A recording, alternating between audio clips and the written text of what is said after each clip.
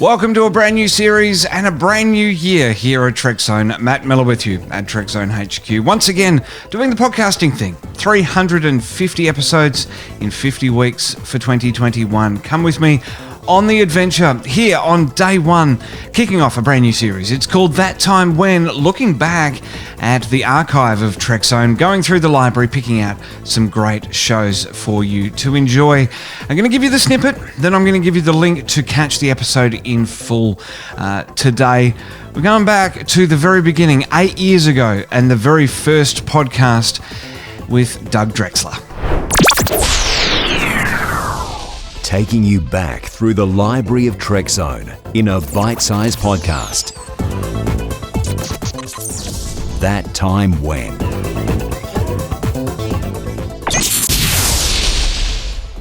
The satellite is fired up once again, this time from Los Angeles. It's Doug Drexler, makeup and visual effects artist amongst many other talents. Doug, thanks so much for joining me, mate. Hey, it's a pleasure. Thanks for having me, Matt. And congratulations on a decade. A decade! That's something to be proud of. I know. I'm proud of you. Makes me feel old every time I say it. I'm making you feel old. Well, look, Doug, it's been absolutely fantastic to get to know you on Facebook, but and everything that you've done. But I just wanted to bring it back a bit and chat about where you began, how you got started in this industry. I think, as you said off camera, 31 years ago. Well, I mean, I was always a huge science fiction geek. I was a very literate kid. I read all the classics. And when I was a kid, and we're talking the early to mid 60s, there wasn't a lot of really great science fiction on television at the time. I mean, of course, there was The Twilight Zone. Outer Limits gets honorable mention, you know. But the type of stuff that I loved, outer space stuff with spaceships and technology and things like that, there really wasn't anything that great. It was all, actually, for the most part, it was pretty silly stuff. I mean, look, I'm a Lost in Space fan. I love Lost in Space, but let's face it, it's pretty goofy. It's some silly stuff. You got to really suspend disbelief to enjoy it, which I have no problem doing that. But, you know, when Star Trek came along in '66, it really spoke to me like nothing else I had seen before. You could tell that the people behind it really loved the genre. And that was like gasoline for me. Being 13 or 14 years old when the show first came on, pivotal, absolutely pivotal. And I have to put a lot of credit has to go to Stephen E. Whitfield, AKA Stephen Poe, who wrote The Making of Star Trek, which came out I think it was during the show's second season. And I mean, you got to picture this 14-year-old kid gets this book, and it's not just about spaceships and ray guns. This 14-year-old kid is reading. I'm looking at memos and call sheets and budgets, and it was mind blowing. It was an epiphany for me to see how television works. So I did meet Stephen years later, and I let him know what a difference he made in my life. I mean, the book really is a textbook, and anybody who's interested in television production should read The Making of Star Trek. It's absolutely an incredible book. Now, I've been reading up on you online just before the interview, and I believe that you had a little Star Trek store in the very beginning in Manhattan. Is that true? Yeah. Oh, yeah. I mean, I'm an original fan. I'm one of the original fans. I was part of the Save Star Trek campaign that got a third season that really was kicked off by B. Joe Trimble. I was at the very first Star Trek convention in New York City where Gene Roddenberry ran the 16 millimeter projector and narrated the blooper reel. I mean, at that time, Star Trek was not hip.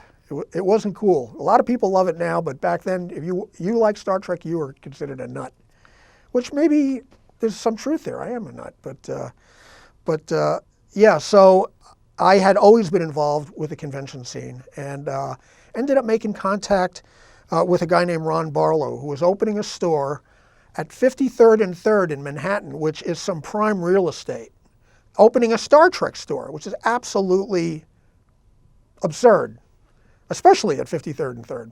Anyway, he opened the store. I ended up working with him there, and there was there had never been anything quite like it before. I think there wasn't even a Starlog magazine at the time. And the internet back then were fanzines. That's how fans communicated with each other, through fanzines. And at the Federation Trading Post, it was really the first place where, today you could go on the internet and find anything. It's practically the entire world is all in one place at your fingertips.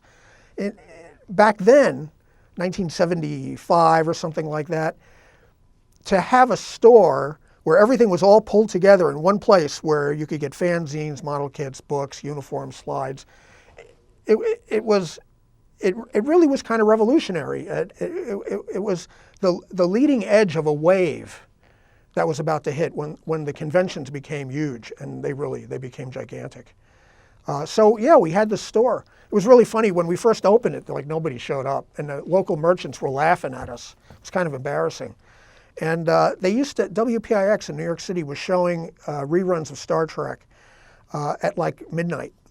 And we saved up our money, and we put a 20-second ad on television in New York City. It was just a slide that advertised the store.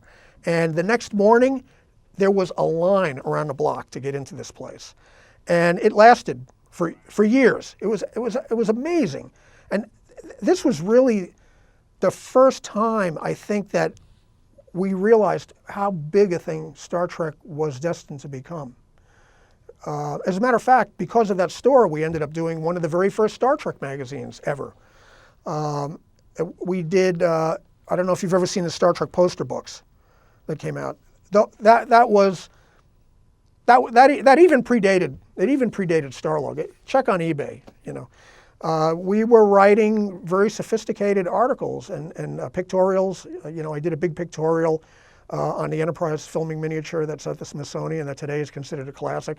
Little did we know, But we ran a store in Manhattan, Midtown Manhattan. Are you watching us on YouTube? Click the link in the description to catch this interview in full now. Maybe you're listening to us on your favorite podcast app. Then beam over to our official watch page and click the link there.